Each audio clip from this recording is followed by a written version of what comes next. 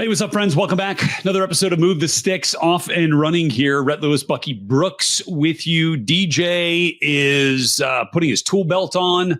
He's got his plumber hat out. He is fixing some homeowner issues in his house. So he'll be back later this week. But we are holding down the fort here. A fun episode after another doubleheader on Monday night now in the books. Plus, we've got our rookie draft coming up. Our coordinator of the week is on the way as well. And there's some really interesting things to dig into here, Bucky, with these Monday nighters. But you're back from London. Was not a great showing from the Jags, but just wanted to jump in and quick touch point on that one. I am curious, because we'll get into this with coordinator of the week. How did you observe the way? I mean, the Jags are like, old hat at this, going overseas in London, right? I mean, been there, done that almost every year.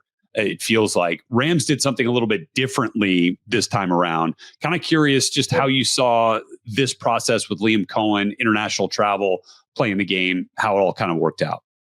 Let me talk about the Rams process first, because the Rams process was very similar to my process, right? So the Rams, they were in Baltimore.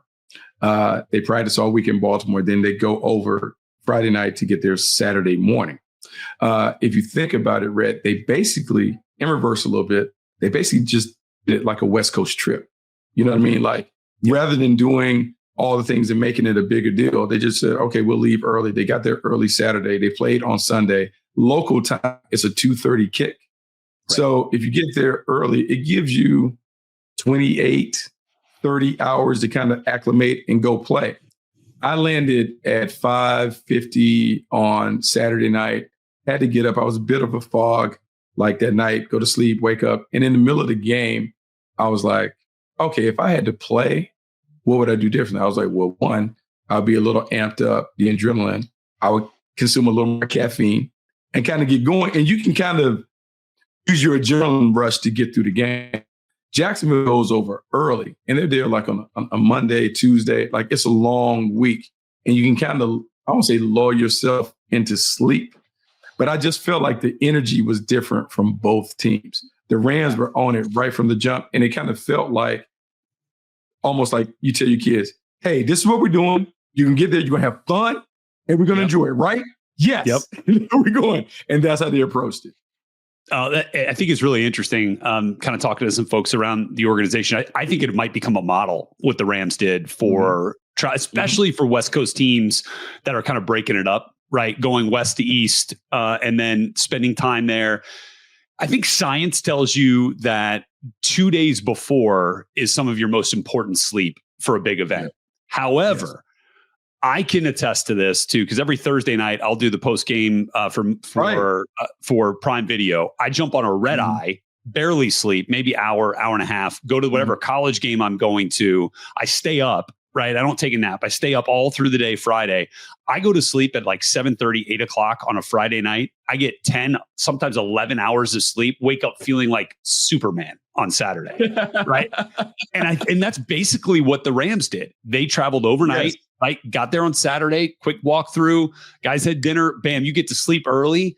I think some of them, kind of probably woke up in the middle of the night a little bit, but you're able to go back, went back to sleep for another few hours, wake up, and it's like, bang, man, I feel great now. Let's go play the game.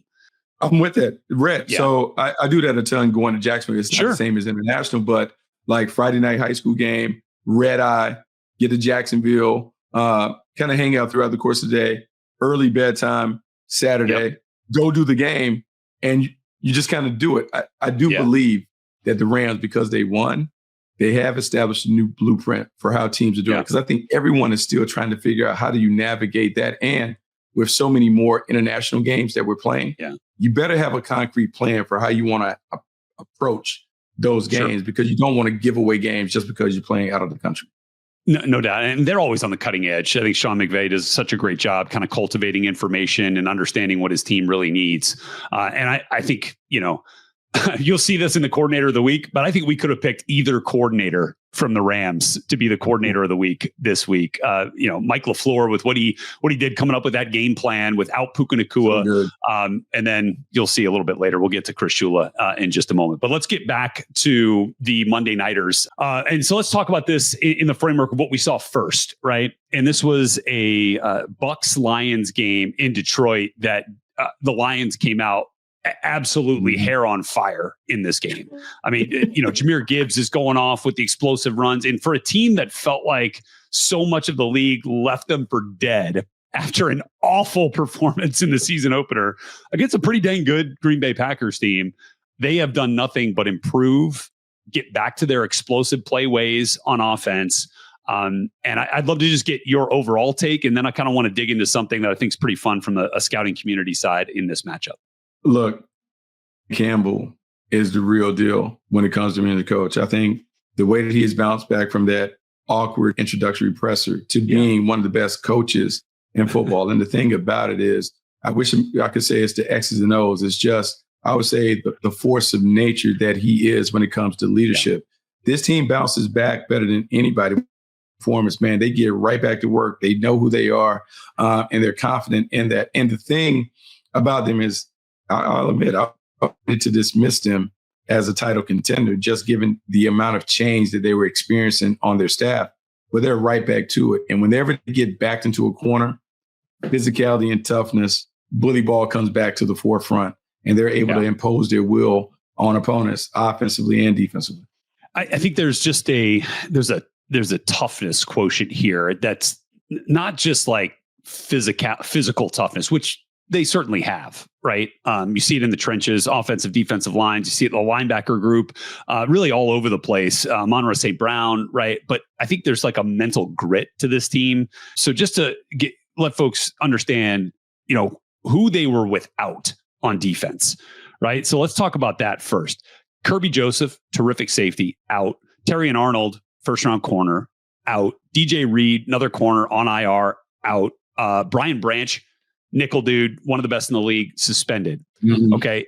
So Amik Robertson, who's been a good player for them since coming over from the Raiders, is a prominent player for them as well, is one, who I think played pretty dang good in this game. But can we talk for a second about D2 Saginaw Valley State's finest, Nick Whiteside, playing in some of his first extended action in the NFL since coming over following the 23 collegiate season, signed as an undrafted free agent by Washington. This is a guy, who, look, if you're looking for tape, you got to search, right? From our perspective at this point.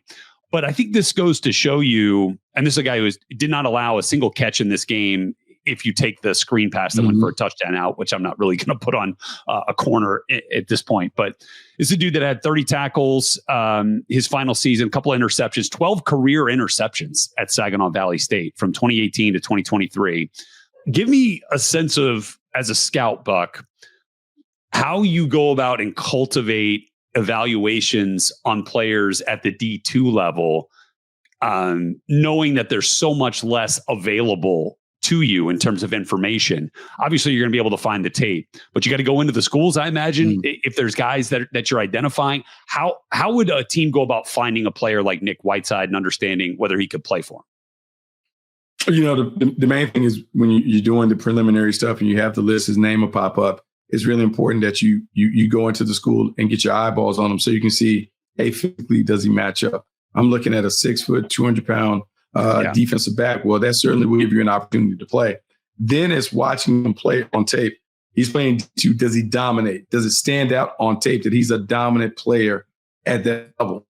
Then a lot of it from that point is projecting how is he going to compete against the big boys, all-star games, those things. When he comes to camp, does he look like he's out of place, or is he a guy that kind of steps up and rises to the challenge that he's facing when it comes to new levels of competition?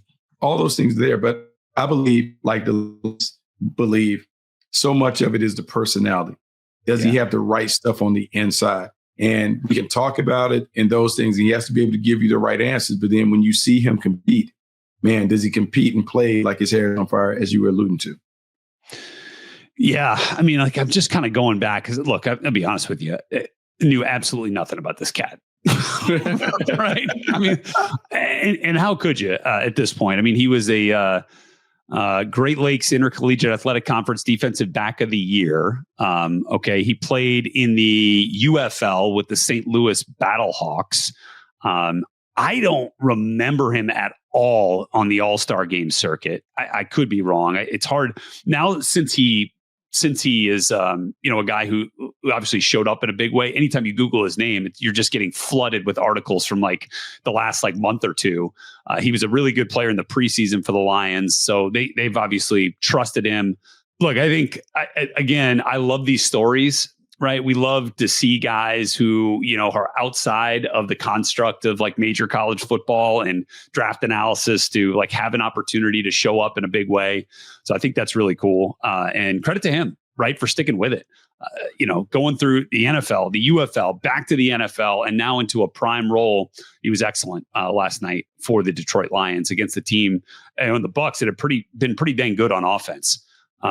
So that big part of that Lions win. Let's move to the second game of the night, which was the Texans and the Seahawks.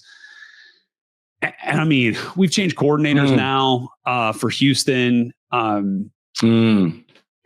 I know they've had injuries. I know they're still kind of working through the offensive line and trying to build that thing back up. Just not working on a consistent basis. And look, Joe Mixon, I think being out is a bigger deal than most people have been talking about at this point, because the run game was huge for them last year and kind of buoyed them when the pass game was not quite there. Let's start there with what you've seen on that front for an extremely talented quarterback in CJ Stroud in this offense, just being unable to kind of find a groove.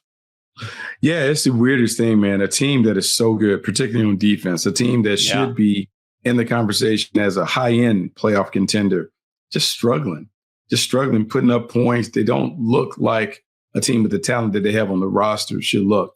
And we can talk about the offensive line and that stuff, but it just doesn't look like they are maximizing the talent that they have available, from quarterback to the running game to the playmakers on the outside. The scheme just isn't matching the skill of the players.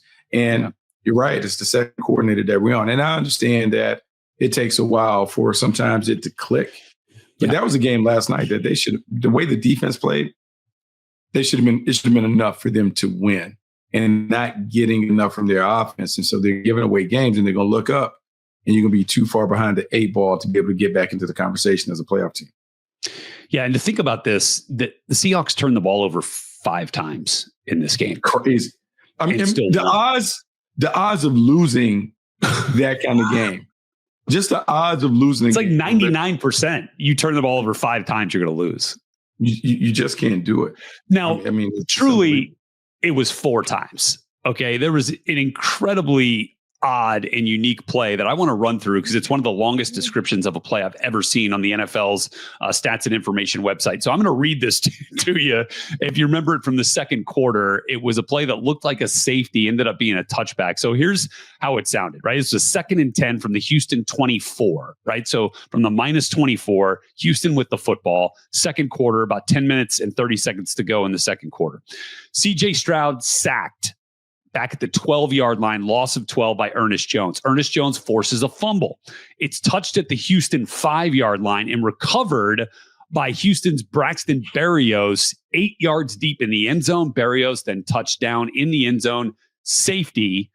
Ernest Jones is the one who then ends up touching him, gets credit for the safety. There's a penalty on Xavier Hutchinson for illegal shift. All right, that's declined, right? Who cares? Replay official comes in. They review the loose ball recovery ruling. Play was reversed. Stroud is then, this is how it should read. Stroud sacked at the Houston 12 by Ernest Jones. Forced fumble by Ernest Jones. Recovered by Seattle's Drake Thomas at the Houston 5. So they said that Seattle actually gained possession of the football at the Houston 5. Drake Thomas then returns that fumble 4 yards to the Houston 1. Woody Marks, then the Houston running back, forces the fumble. It's touched 1 yard deep into the end zone, recovered then by Braxton Berrios of the Texans at the Houston, well, let's call it 8 yards deep in the end zone. He's then down for a touchback instead of a fumble recovery. We then enforced the penalty, illegal shift 5 yards at the Houston 24. All that to say, no play. So much. Just so much. A 2nd and 15 from the Houston 19 after the penalty. Stroud, quick throw, Nico Collins, gain of 3. And it's like, what in the world just happened? That kind of explains the day, the night, and maybe the year for the Houston Texans, you know? Look, you just talk about anything and everything that can go awry has gone awry for this team. And it's really unfortunate that they haven't been able to kind of right the ship. But here's where I take solace in the Texans and why they always can climb back into it. You can make the case that they're the best defense in football in terms of the way that they play, what they're able to do, and those things. And that defense can keep them in games and makes them a tough out against any opponent. I promise you, they don't even have to become an elite offense. If they can just have a competent offense, they have a chance of being able to do it. And so you hope they find their stride down the stretch and they're able to kind of make amends for some of the games that they've kind of stumbled and fallen this early in the year. Yeah. Yeah, I think I'd say the same thing on that front. Okay, so with that, we have covered the 2 Monday night games. Let's get to our rookie draft. And I think, DJ did say that there was a pipe issue in his house. I think he may just be, waving the white flag with this thing in the rookie draft. You think? I think that's probably what we're talking about here. I mean, his running back scored 0.5 points in this week. Travion Henderson. He was going for the gusto, trying to hope for a breakout day from Trey.com. He had Matthew Golden as his receiver. He got 7 points. Tyler Warren, who I think he took with the first pick, if I'm not mistaken, trying to steal him from me, ended up getting him 2nd place points in the tight end. So I think this might be the first week that Warren did not win the rookie tight end battle. You had Harold Fannin, got you 3rd place. DJ talked me into a Rondé Gadsden Jr. He had a monster game. A monster game. A Rondé Gadsden Jr. I'm looking at the numbers across and I'm like, you've got to be kidding me. Yeah. A Rondé Gadsden is playing like his dad? Like he's just going to dominate on the perimeter? Yeah. Unbelievable. Yeah, and look, you got a big time payoff for sticking with your loyalty here and going with Travis Hunter. He gets his first career tutty, right? Yeah. First career 100-yard game. Yeah, I mean, you know what, Rhett? You know what that was? That was the classic fantasy football play. You know what I'm saying? The game is awry, but in the 4th quarter with 3 minutes left, we're celebrating all touchdowns and all big plays. And so if he gets 80 of those yards the last 3 minutes of the game, no one cares because all we do is care about outcomes, not processes. It's been really fun to watch, some of these guys. And I think, for Hunter, I did think we saw some more of the things that, a little bit more of that downfield targeting. Maybe we'll see a little bit more of that moving forward, but it was at least fun for Jaguars fans to get a glimpse, right, of what that was. Here's what's going to happen. Because the Jaguars have a drops problem. And the only person who is catching the ball consistently is Travis Hunter. I will imagine after they do a little self-reflection and evaluation, Travis Hunter will be the number 1 receiver for the Jaguars going down the stretch. I think you'll see more balls head his way. You'll see him act a wide receiver. He'll play some DB, but I think you're going to see an all-out effort to make sure that this guy gets 10-plus targets a game and gets enough touches to have an impact on the game. No question. So clearly, Travis Hunter winning the wide receiver sweepstakes got you 3 points. You got a point from Ashton Genty as well, even though he only accumulated 4.4 points. I guess tells you how bad the rookie running back room was this week. I ended up getting the win in the running back room with Cam Scadaboo's 18.4 points with the Rondé Gadsden. And then I came in 3rd in the wide receiver, so I didn't get a point there. So I win the week, 6 points. Bucky comes in 2nd with 4, brings our totals to Bucky at 23, DJ at 28, which is why he's, I think, quitting on the rookie draft and perhaps this podcast as a whole. We don't know. And then here I sit at 33, now 5 points out in front. So with that, I feel like this. Hold on. I get because you talked about people stealing the Rams process after having so much success in London. I got to feel like, Red, what are you doing? How much time are you spending on this thing drafting? Like, how much time are you spending on this thing? Maybe more than I should. I feel like you're deeply invested. Look, you're using all of the PFF stats and all of these things and all of the tools available on their website. you just kind of strike me as how you do anything is how you do everything. And so I feel like you're all in on trying to make sure that you're dominating this thing. And maybe, just maybe the Brooks team needs to spend a little more time in the preparation phase when it comes to it. Because you are definitely all the way in on the rookie draft. Yeah, look, I was with the team a couple of weeks ago in my college work that said, look, the quarterback's play has slipped a little bit, and it's you know what it is? It's time to refocus on the process of preparation. And that's what we need to kind of right the ship here a little bit. He comes out in the next game and goes 27-33 for a touchdown. And, I think that's maybe a lesson for you. It's just like, let's get back to refocusing on the process of prep. We can get back. We can get back to making sure that preparation is everything. Yeah. Failing to prepare is preparing to fail. All of those old adages that we've heard coming up and along the way. There you go. Okay, let me outline the bye weeks here because we do have a few. So you're going to have to be without Travis Hunter, no Jags, no Ashton Jeanty with the Raiders on bye. Not sure we have anybody there at Arizona or Detroit. Nothing really with Seattle. Nothing really with the Rams. So I think it's really just Jacksonville and Vegas. It's going to go Bucky. It'll go me. DJ will get back-to-backs with picks 3 and 4. And then we will go from there. And Gavin is going to be typing DJ's picks in the chat. So I'll announce those once we get them. But Bucky, you are up first with the first overall pick in this week's rookie draft. What do you got? Well, look, it's easy, man, because I'm gonna do what DJ did last week. I'm gonna take Tyler Warren because I feel so strongly about him. I'm not going to give you the break and be like, Ronnie Gas and he's gonna go that way. Nope. I'm just gonna hold him. I'm gonna handcuff him. Tyler Warren, maybe the top playmaker for maybe the top team in the league, the Indianapolis Colts. Okay. Oh, maybe. I think that's a fair assessment at this point. Okay. I think, just looking at where we're at in the running back group, I think there's a strong case to be made for Quinshon Judkins. He's on the road this week going up against New England. And then you've got Cam Scatterbo going on the road against the Eagles. So 2 tough defenses for a couple of rookie running backs. Man, that's going to be a hard one for me. I feel Giants and Eagles, Browns and Patriots. Battle of Ohio State rookie running backs, actually, in that matchup. Hey, Travion Henderson, who has not done a whole lot. I think at this point, I'm going to move off Cam Scatterbo. I can't imagine the Eagles are going to let that dude bang his head on the goalpost another 3 times like he did 2 weeks ago. I just can't imagine that that's going to happen. So give me Quinshon Judkins for the Cleveland Browns to be my number 2 pick, which means DJ is up with back-to-back picks. All right, he's going to Bucca. Okay, so taking a rookie receiver off the board, and then Scatterbo. Pretty good choices. Oh, yeah. He still took Scatterbo, huh? Yeah. Why would you do that, Gavin?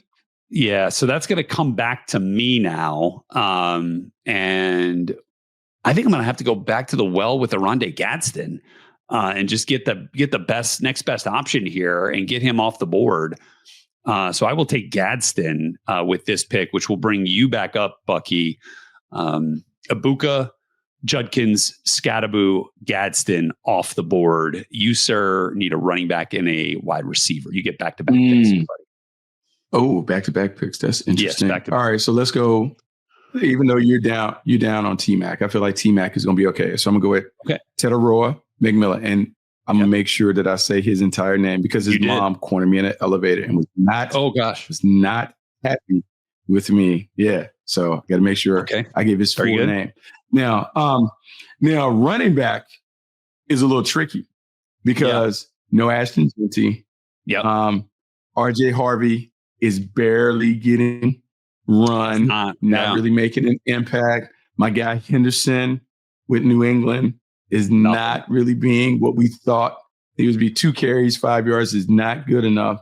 Maybe we just go with RJ Harvey because the Broncos are not on the bye. I'm kind of stuck. So we're going to have to go with RJ Harvey and just hope he can do it. He gave me nothing. 4 carries, 0 yards last week. So I'm just going to have to go with Bill RJ Krosky Merritt would have been another one, but he's just not, he's not the bell cow we kind of thought he was going to be. So I will. Well, you know what? So you going to switch? Yeah. Let's do Merritt because he had 13 carries. He just didn't get any yards. Okay. We go Bill Krosky Merritt. Is Bucky's pick at the running back spot. So that gives you Bill Krosky Merritt. That gives you Tyler Warren and Teteroa McMillan. Not a great lineup, but we'll see. Maybe it's better than we anticipate. Not great. I'm going to finish this one out by going choosing my receiver as Tez Johnson, knowing that Mike Evans is probably done for most of the rest of the regular season. Broken clavicle. Egbuka is still a little bit hampered with the hamstring. Chris Godwin has been out. Tez caught a nice screen pass for a touchdown in this game. So give me Tez Johnson. And then Gavin says DJ's going to go with Harold Fannin to close out the tight end spot for DJ, which means he will have Egbuka, Scatterbo, and Fannin. So we might have a battle of Bucks wide receivers, rookie wide receivers here, which will be fun to watch. Okay, so that's our rookie draft right there. All right, it's time for Hot or Not, brought to you by Wasabi Hot Cloud Storage. Rhett Lewis, Bucky Brooks, back with you, talking coordinator of the week. And as I mentioned before, felt like we could have chosen either of the Rams coordinators, offensive coordinator Mike LaFleur, engineering and offensive game plan, obviously called by Sean McVay, but 5 touchdowns from Matthew Stafford without the league's do everything leading receiving yards, a guy in Puka Nacua out with the ankle. So Puka Nacua down. They get first career touchdowns from Kanata Mumfield and also from Terrence Ferguson, just continuing to find ways to attack Jacksonville Jaguars defense and do so without really their best player on offense outside of Stafford, which was, I thought, pretty cool. But we are going to give the nod for defensive coordinator, for coordinator of the week, to the Rams defensive coordinator, Chris Shula, who has had that outfit absolutely humming the last couple of weeks and wins over Baltimore and Jacksonville. Before we get into those 2 games and really this last game in the win over the Jags, a quick background on Chris Shula. Obviously, you know the name, right? Grandson of the late, great Don Shula. Chris's dad, Dave Shula, also a head coach in the league for Cincinnati, coached with his dad, Don. They're in Miami. And I believe this to be true. The only 3rd generation coach to coach in a Super Bowl. So obviously Don, Dave, and Chris all coaching in a Super Bowl. And I mean, that's football royalty right there with your last name. But I think Chris has done a phenomenal job, Bucky, establishing who he is, right, as a coach, building his own identity. And he's done that now as the Rams defensive coordinator, getting promoted into that role in 2024 when Raheem Morris left. He'd been with the Rams since 2017 as an assistant linebackers coach, outside linebackers coach. He and Sean McVay, of course, were college teammates, roommates at Miami of Ohio. He had been with the then San Diego Chargers before joining Sean McVay with the Rams. Was also the defense coordinator at John Carroll University. Obviously, everyone knows that name in terms of a hotbed for coaches in 2014. And then, I mean, this is probably the reason for his success, Bucky, if we really think about it, but was a defensive grad assistant at Indiana University from 2011 to 2013. Am I right? I mean, like, that's probably where it all started. That's right. It's the new cradle of coaches. That's right. Not Miami, Ohio. Ohio. Indiana. No, not John Carroll. Planted. That's right. Not John Carroll. Not all those things. I will say this, having watched the defense play at an unbelievable level. There are a few different things that you're tasked with doing if you're the defensive coordinator for the Rams. Is making do with a bunch of young players that may not all be first-round talent, but putting them together, putting them on the field, and finding a way to have a great defense. When you look at the Rams and to see it up close and personal, man, they are a hard-playing bunch. They have an edge to them that they play with. They get after it. And from a schematic standpoint, man, they give you a lot of volume that you have to do it. So for Shula to be able to do all the different things that they do, you got to be a great teacher in terms of getting everyone on the same page with the scheme. And then you have to be a master player developer to have so many young players contributing right away. I know they believe in their model and the kind of character guys that they bring in terms of like their football character, but it's a lot to be the puppeteer to kind of get everyone playing at the right level. So give him a lot of credit. It was a very impressive performance, but it's one of many impressive performances that we've seen from the Rams defense. Look, and I think we all talk about the talent that they've developed up front, right? Drafted and developed, right? From Kobe Turner to Byron Young. And then, of course, the tag team picks a year ago with Jared Verse and Braden Fisk. But I think, they've found ways to identify players that they can win with at the second level, right? Guys like Nate Landman, who's just been, the unrestricted free agent that comes over from the Falcons. Omar Spates, undrafted free agent, right? These were, for all intents and purposes, compared to others that are starting in the league, like scrap heap guys that they have brought in, identified a talent and a skill set, and then developed and put them in positions to accentuate those skill sets, make plays for them. I mean, Landman's making like 10 tackles a game right now. He's going to be way up there at the end in terms of tackle leaders. And then, again, beyond the day one, day two draft picks in the secondary. Cam Kitchens with a 3rd round pick, but Cam Curl comes over from Washington. Kobe Durant, 4th round pick. Quentin Lake, 6th round pick. Darius Williams, who you knew from, left the Rams, went to the Jags, back to the Rams here. I mean, like that to me is some of the more impressive stuff that they've done is from an evaluation standpoint, finding guys, that in some of those like lower rounds of the draft or in free agency that have been overlooked, and then figuring out how to best use them. Right. That to me has been, really impressive. Yeah, really impressive. I'm just telling you that the whole, as they would call it in the building, their whole ecosystem, the way they get down there, they don't make excuses. They play with who shows up. They find a way to get it done, and the standard remains high.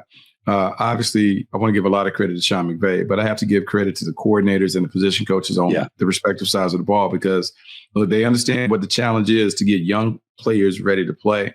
They embrace it, they welcome it, and they're okay living with some of the mistakes or growing pains that you have to endure if young guys playing in prominent roles. Yep. Great point. And they're way up there. And DVOA, if you're into that in terms of how you judge defenses over the last 2 weeks, what they did against Baltimore, and then absolute clinic against Trevor Lawrence and the Jags this week, despite the Travis Hunter 100-yard game at the end, as we talked about. It all counts. It all counts. It does. All right. That right there, my friends, was this week's Hot or Not segment, brought to you by Wasabi Hot Cloud Storage. Store more and do more with your data. Try them for free at wasabi.com. And that's going to do it for this episode of Move the Sticks. But we're with you for a few more episodes later this week. So stay tuned for that. And maybe DJ will be back. Maybe we can pull him out of his depression from the rookie draft, because he's a front runner. If he's not in first, it's like it truly is the rookie body. He's first or last. Yeah, he's having a tough time. You factor what's going on with the rookie draft, and then heaven help him that the Dodgers in the World Series again. So he's just having a tough time. It's not a great time for him right now.